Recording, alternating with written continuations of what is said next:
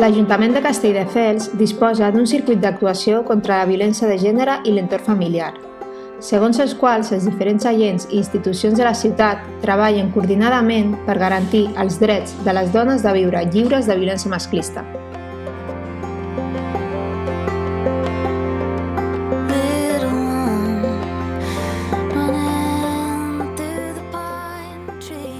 El CIAT de Castelldefels, Servei d'Informació i Atenció a les Dones, és un punt de referència i trobada per a les dones de Castelldefels, situat a l'espai Montserrat Roig.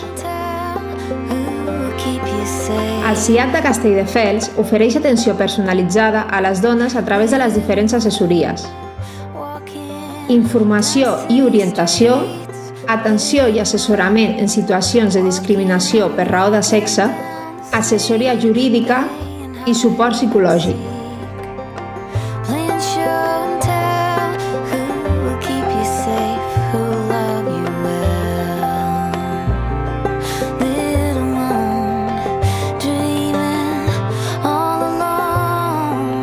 Quins aspectes ha de tenir en compte la dona just abans d'anar a denunciar? La dona que vol denunciar ha de tenir una informació prèvia en tots els àmbits.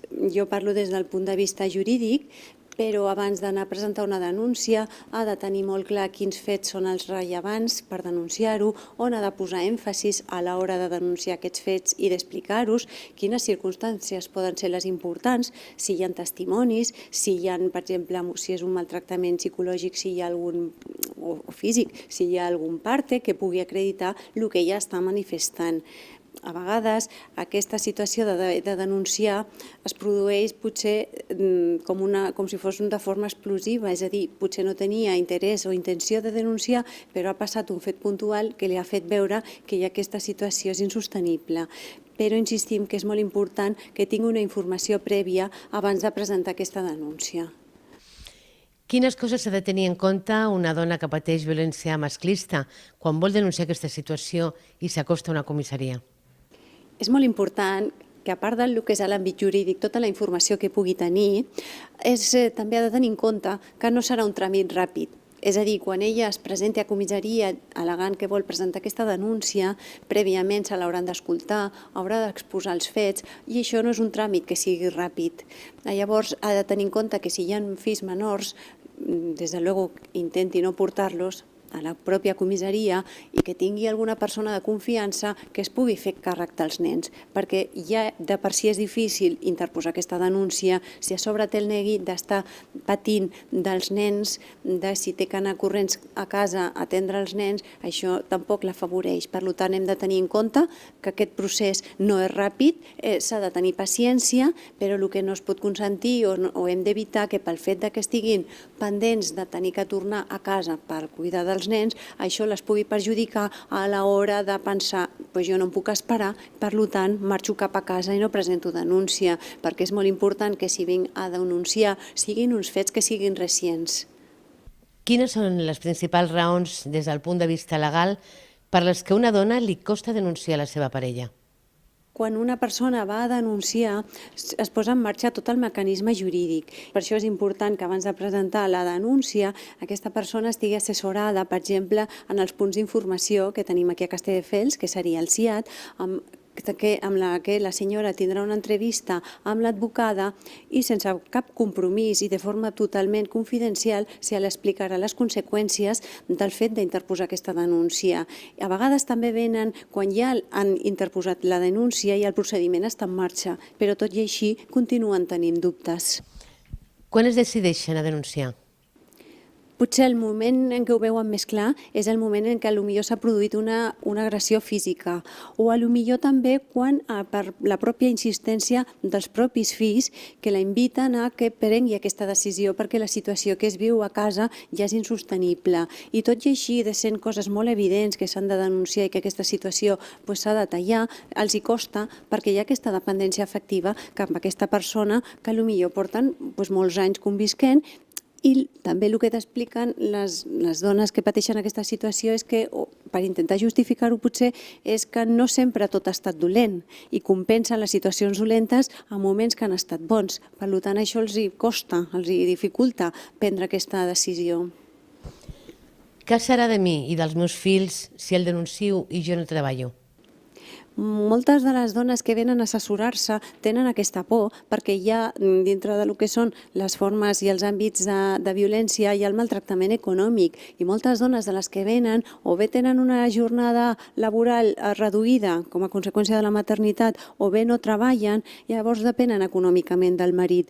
I això els hi fa tenir molta por a l'hora de dir: seré capaç de tirar endavant si jo no disposo d'ingressos, si el meu marit o parella o exparella o company m'està amenaçant en què si jo em separo no li donaré cap ajuda econòmica. Doncs hem de fer veure o pretenem fer-los veure que hi ha sortida, que hi ha solució i que existeix l'obligació de que el pare dels menors té l'obligació de contribuir en el que són les despeses de manteniment d'alimentació, de roba, d'habitació i de formació dels fills en comú i per ella mateixa. Em pot treure els nens si jo no treballo?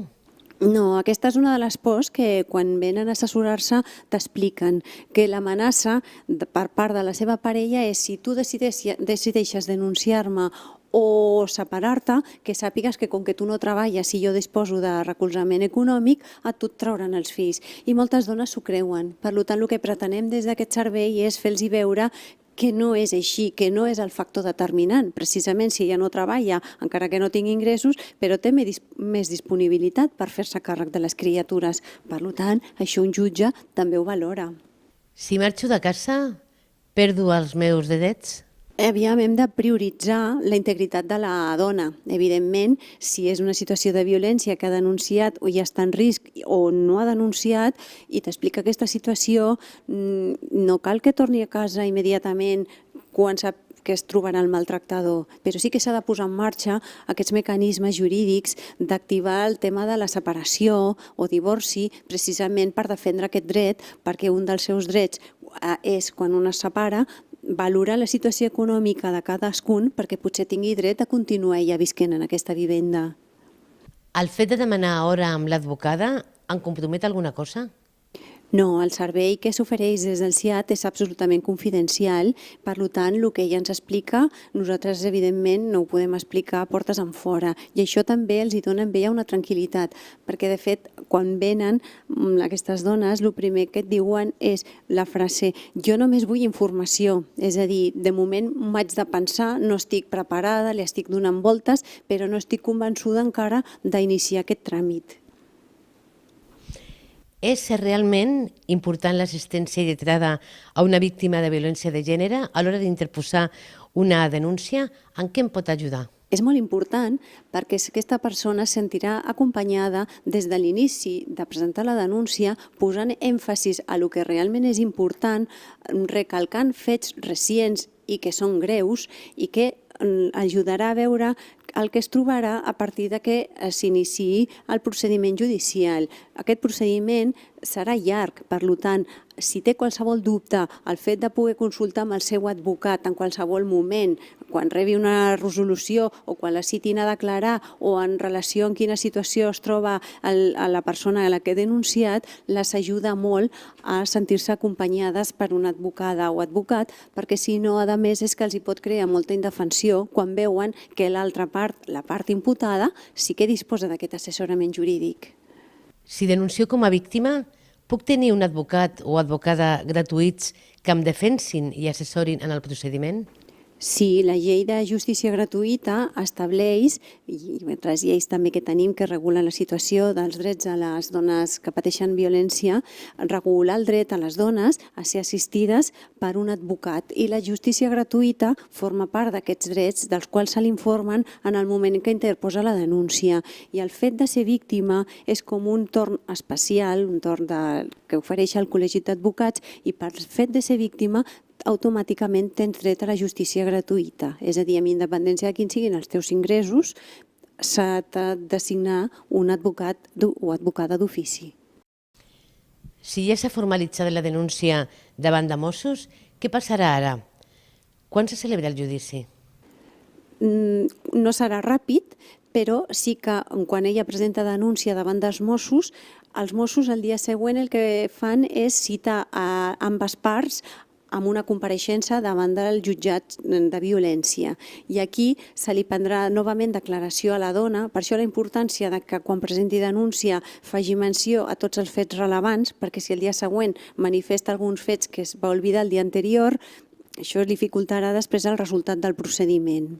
Si marxo de casa i presento denúncia, puc ocultar el meu nou domicili?